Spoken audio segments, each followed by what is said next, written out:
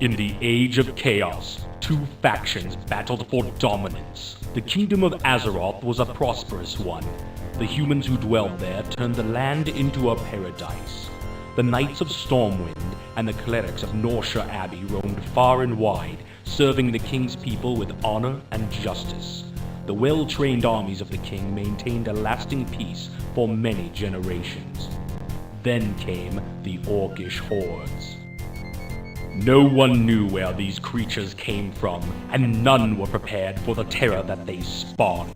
Their warriors wielded axe and spear with deadly proficiency, while others rode dark wolves as black as the moonless night. Unimagined were the destructive powers of their evil magics, derived from the fires of the underworld. With an ingenious arsenal of weaponry and powerful magic, these two forces collide in a contest of cunning, intellect, and brute strength, with the victor claiming dominance over the whole of Azeroth. Welcome to the World of Warcraft.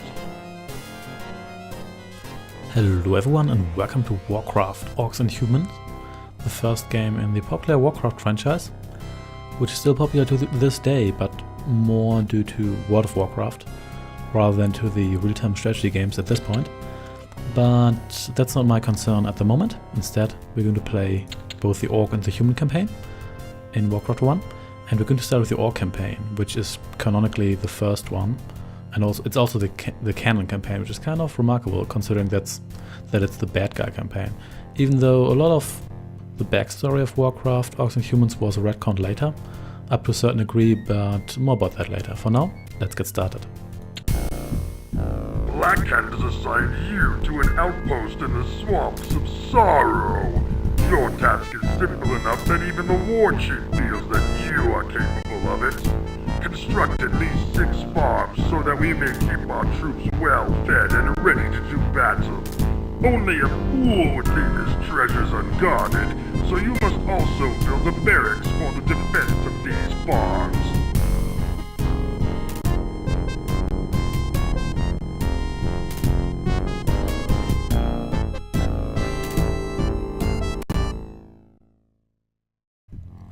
Alright, here we go. We're in the Swamps of Sorrow.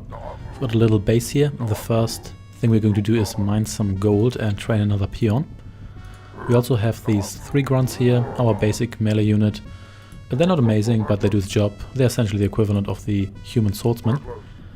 Be a little bit careful on this map. Even though this is a tutorial map of sorts, there's actually a relatively easy way to lose it if you just walk out with your orcs and don't pay attention. Then there's a good chance that whatever humans you have will kill maybe 1 or 2 of your grunts, and there's actually too many humans on this map to take care with just your starting units. So be a little bit careful. We're going to explore a little bit here.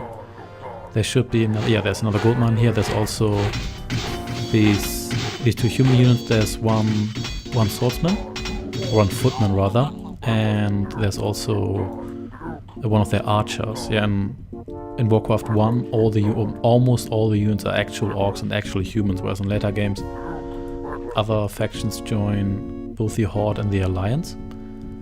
In fact, in Warcraft 3, the humans are a minority in the human faction, not story-wise, but unit-wise, which is kind of interesting. There are more dwarven units than human units. In fact, I think the only human units is the basic worker, your footman, your knight, and your wizard. I think those are the only ones, but anyway. We've got our peons here. This donut here is our town hall, our HQ. We also have some... Actually, we don't really need to chop wood right now. We may as well build some... build some farms first. And I don't know... Oh, you already... Oh, damn. You already harvested all that gold? Holy damn. Well, never mind. Let's just get you to chop some wood, which always takes longer. These gold mines explode violently when you finish mining them, and they don't really contain all that much gold, at least these ones here. Obviously, if you're playing as the... Well, we're not really playing as the AI, but if the computer... Oh, we don't have enough lumber. The computer is obviously a cheating bastard, or rather bastard that gets advantages, and the computer usually has a way bigger mine, especially in later missions. Our job here is relatively easy. We only have to construct a bunch of farms and a barracks, and in this game you can't just construct buildings anywhere on the map, like in Warcraft II. But at the same time, you also can't construct buildings just next to another building, like in Command & Conquer. You have to build these roads. You can build these roads directly next to your other roads, using your HQ as a building block for that, so they're not built by worker units. So you can get me a farm. So the interface here is an improvement over Dune 2. You can actually select up to 4 units, which is 3 more units than you could select in Dune. But you still have these commands here. You don't have a fully context-sensitive menu unless you do what I did.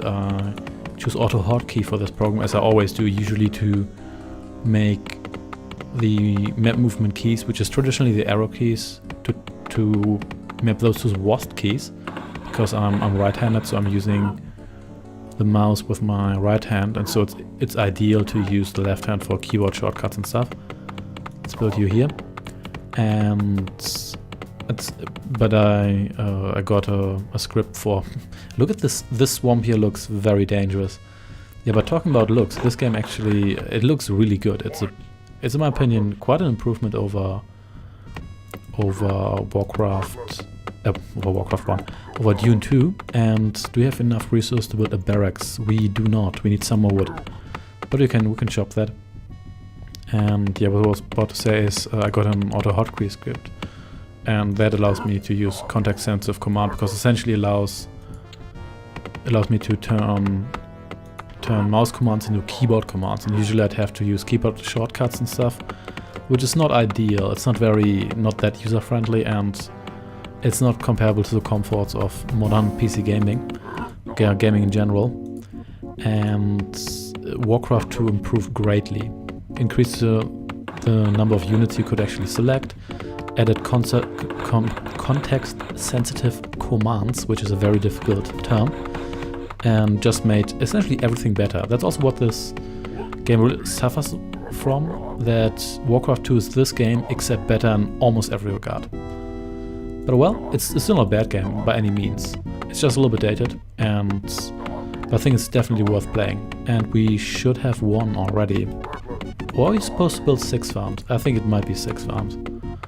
So let's build a 6th farm and be happy about it.